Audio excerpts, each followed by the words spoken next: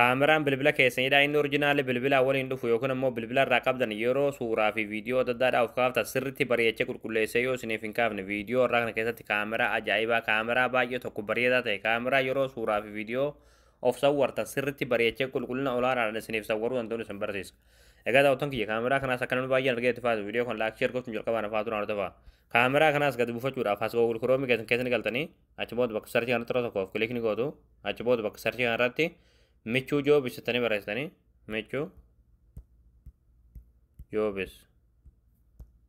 achi booda michuu joobis kajuu jalaa rasanii baasarratti tokkoof kilikni gootu ammallee asirratti michuu joobis.com kajuu warra tokkoof kilikni gootu ammallee haala kanaan sitti fixaa solota ikoonii sarchii kanatti tokkoof kilikni gootu bakka sarchii kanatti qubee kaameraa barreessanii achi booda sarchii fuuldura kanatti kilikni gootu sarchii gootu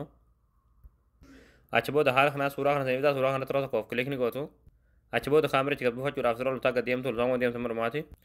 achi booda dhumarratti qalamatii maadhaan kan barraa'e aappii as tuqaa buufadhaa akka jalatti daawulood kan turtii daawulood tan tuqaniiti kaameraa kana bilbila keessanitti gad buufatanii fayyadamtan.